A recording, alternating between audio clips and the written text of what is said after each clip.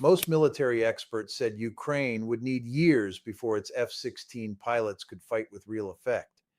They said the learning curve was too steep, the systems were too different, the pressure was too high. But on December 13th, that prediction was shattered in the sky over Ukraine. One pilot did something no F-16 pilot had ever been confirmed to do in combat. My name is John Lawrence, and this is my channel, John Lawrence. If you value serious reporting on war, power, and global security, subscribe now, leave a like, share this report, and tell me your view in the comments. Because this story is not about hype. It is about what happens when training, nerve, and timing collide in the middle of a national emergency. The F-16 Fighting Falcon had finally entered Ukraine's war, and within months, one young pilot turned a combat sortie into a moment that forced analysts, allies, and enemies alike to look again at what this aircraft and its new Ukrainian crews were capable of. The F-16 is not just another fighter, it is one of the most proven combat aircraft of the modern era.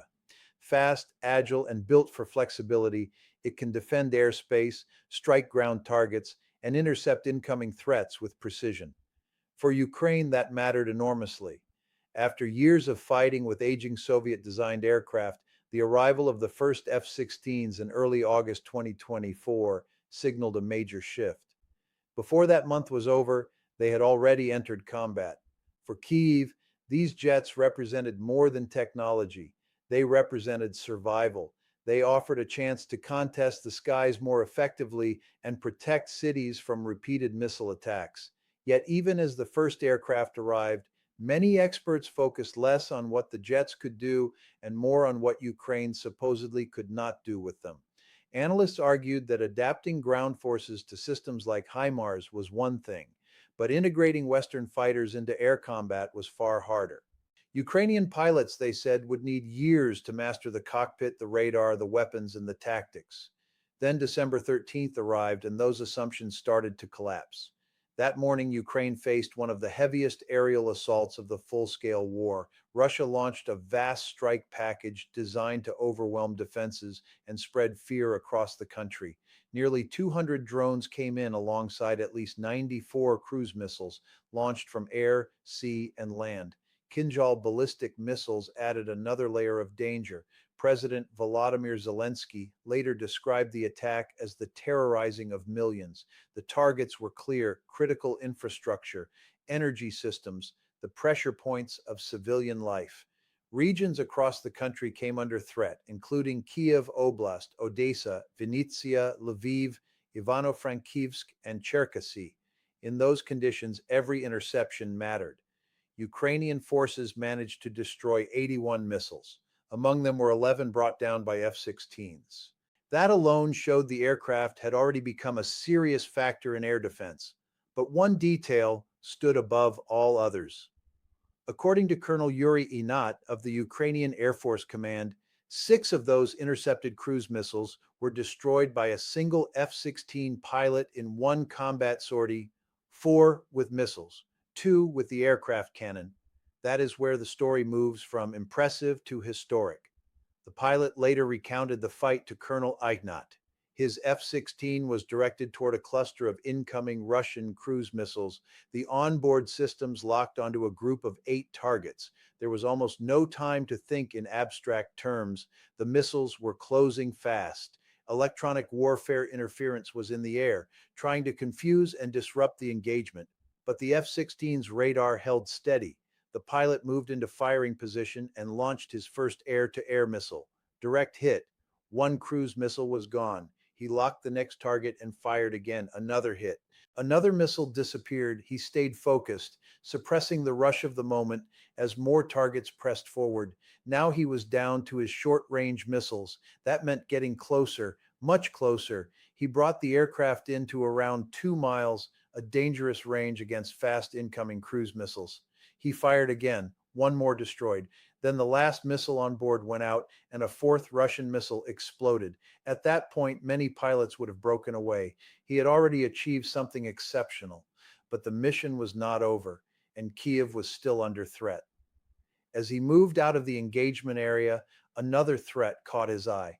A missile was still heading toward Kiev. Fuel was running low. His air-to-air missiles were gone. Only the M61A1 six-barrel cannon remained. Using a fighter cannon against a cruise missile is not routine combat. It is a high-risk decision measured in fractions of a second. The target was moving at more than 400 miles per hour. If the missile exploded too close, debris and blast could destroy the F-16 instantly.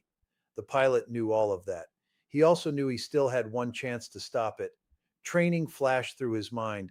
In the United States, cannon kills had only been simulated. Now the situation was real. He adjusted altitude and searched for the target below, but it was not where expected. He climbed, swept the radar again, and found it. He lined up the shot at roughly 550 yards. Then he fired. The first missile detonated, but almost immediately there was another explosion. Only then did he realize two missiles had been flying side by side in a shelf formation, a tactic meant to complicate interception. One burst of cannon fire had destroyed both. When the pilot turned away and assessed what had just happened, the scale of the risk became clear. One of those missiles carried a massive warhead close to 1,000 pounds. If it had detonated a little closer, the F-16 might not have made it home. Instead, the aircraft survived, and the sortie entered history.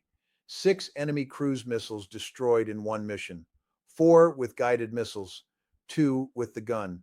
Colonel Enot later said Ukraine had full confirmation that an American-made F-16 had shot down 6 cruise missiles in an anti-aircraft battle, including 2 with its cannon. He also stressed one more point with obvious pride. This was done by a Ukrainian pilot. Yet the man at the center of it all did not speak like someone chasing headlines. He reduced the feat to 4 plain words. I tried, it worked. That was his tone. Quiet, professional, mission first. He said the experience would help his colleagues. When he landed, the airfield erupted. Fellow pilots applauded. Ground crews celebrated. Officers at control points reacted with emotion. In that moment, the achievement belonged not only to one pilot, but to an Air Force proving it could adapt faster than many believed possible. The reaction spread far beyond Ukraine. The Americans who had trained him were struck by what their student had done under combat pressure. His success also gave weight to a controversial training decision. At first, the United States had focused on more experienced Ukrainian pilots, especially those with Soviet-era MiG backgrounds. But those pilots often had trouble adjusting to Western training methods and language demands. The Wall Street Journal reported that the program gradually shifted toward younger cadets. The reasons were practical. Ukraine had too few experienced pilots to spare. Younger trainees were considered more flexible, more open to new systems, and better suited for faster retraining. In only a few months, roughly a dozen pilots completed the course. Most were quickly sent into combat roles once reserved for far more seasoned aviators. The December 13th interception became powerful evidence that the younger generation could absorb the aircraft, the weapons, and the mission discipline with remarkable speed. This was not proof that training was easy. It was proof that under intense pressure, the right trainees could learn much faster than outside observers expected. One sortie had become an argument against months of skepticism. Military aviation experts quickly recognized how difficult the mission had been. Tim Robinson of the Royal Aeronautical Society pointed to the basic challenge. A cruise missile is a small target and it flies low, which makes interception extremely demanding even before combat stress is added. Mark Kansian of the Center for Strategic and International Studies said the results showed a pilot who had truly mastered the F-16 weapon systems. He also noted that destroying 6 cruise missiles in a single sortie would likely be a record for the aircraft if confirmed because it pushed the platform to its physical limits.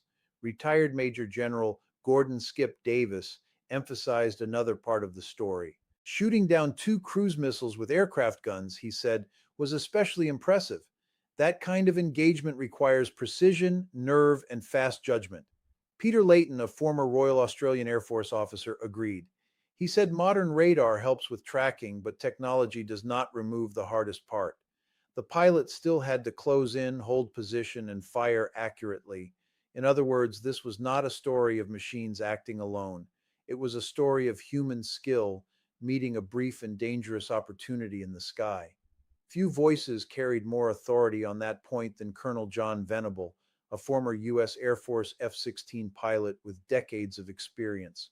He explained that closing on a cruise missile is like entering a highway from a ramp at an angle, then aligning at exactly the right moment. It sounds simple until you remember the target is moving at lethal speed and may explode directly in front of you. Venable stressed that gun kills against cruise missiles are deeply risky because of both the target's velocity and the danger of detonation. In fighter aviation, being fragged means getting hit by debris from the object you destroy. It is one of the clearest ways a successful shot can still become a fatal one. That is why Venable said the fact that the pilot managed this without destroying his own aircraft says a great deal about his skill set. And the danger was even greater because it was not one missile but two in close formation. Hitting both with cannon fire was not luck. It was the result of training, composure, technical understanding, and the willingness to accept real danger in order to protect people on the ground from a missile heading toward the capital. That is the wider significance of this mission. It was not just a dramatic moment in one battle, it was a signal about direction. Ukraine's F-16 program is still in its early phase. The number of available aircraft remains limited. The number of trained pilots is still far below what would be needed for sustained nationwide coverage. Support crews, maintenance teams, spare parts networks, and mission planning structures are all still being built out under wartime pressure. Yet, even within those limits, the aircraft is already proving useful in exactly the role Ukraine needs most urgently. Not as a miracle weapon, not as a single answer to every threat, but as a modern tool that can strengthen air defense, raise interception rates, and give commanders more flexible options when massive attack waves begin to build. That matters because Russia's missile and drone campaign is not simply about destruction, it is also about exhaustion. Every large scale strike is designed to force Ukraine to spend resources, move defenses, expose weaknesses, and protect a broad map of cities and infrastructure at once. In that environment, even a modest increase in interception capability can have strategic value. Every missile shot down before impact means power systems have a better chance of surviving. It means emergency services face less pressure. It means civilians are less exposed. And it means the attacker has to pay a higher price to achieve the same effect. That is why more F-16s, more trained crews, and more operational experience could become so important over time. They do not need to dominate the entire battle space overnight to make a difference. They only need to keep raising the cost of each Russian strike. There is also a deeper military lesson in the speed of adaptation. Critics assumed that moving from Soviet aircraft to Western fighters would be slow, cumbersome, and operationally disruptive for years. Some of that caution was reasonable. The aircraft is different. The doctrine is different. The logistics are different. But war compresses learning. Ukraine is not training for a hypothetical future conflict. Its pilots are learning inside a live one. That creates brutal pressure, but it also accelerates practical competence. Each sortie feeds the next. Each interception sharpens confidence. Each mission builds a growing body of combat knowledge that no training manual alone can provide. That is how air forces mature in wartime. Not in theory, but through repetition, loss, adaptation, and survival. The long term implications are hard to ignore. International partners are not just sending aircraft, they are investing in a system that can expand over time. Denmark's transfers and the American support package worth hundreds of millions of dollars point to a sustained effort, not a symbolic one. The message is clear. Ukraine is being given the means to build a more modern air force, step by step. If that process continues, the country's defensive posture will become more resilient. Its pilots will become more confident in complex engagements. Its command structure will learn how to integrate Western fighters more effectively into a larger defensive network. And each successful mission will shorten the gap between expectation and reality. The F-16 may not decide the war on its own, but it is already changing the terms under which parts of that war are being fought. What makes this Ukrainian mission so significant is that it fits the pattern of every major F-16 milestone that came before it. In each case, the aircraft proved its value not in theory, but under pressure. In Desert Storm, it showed endurance and operational scale. In the skies over Iraq in 1992, it proved it could secure air to air kills against a dangerous opponent. In 1994, it demonstrated that one pilot in one mission could alter the balance of an engagement within minutes. And in Iraq in 2003, it showed that even when conventional targeting failed, the aircraft and its pilot could still find a way to shape the outcome. That is what connects those earlier missions to the Ukrainian pilot sortie. The platform matters, the technology matters, but in the end, combat history is shaped by the person in the cockpit, the quality of training behind that person, and the willingness to act decisively when the situation breaks from the textbook. That is why the December 13th mission belongs in the same conversation as those earlier achievements. It was not simply another successful interception. It was a moment that stretched the aircraft to the edge of what even experienced observers believe possible. A cruise missile is not an easy target. It is small, it moves fast, it flies low. It can approach amid heavy electronic warfare and in the middle of a larger saturation attack designed to divide attention and drain defenses. To destroy four of them with missiles was already a high level performance.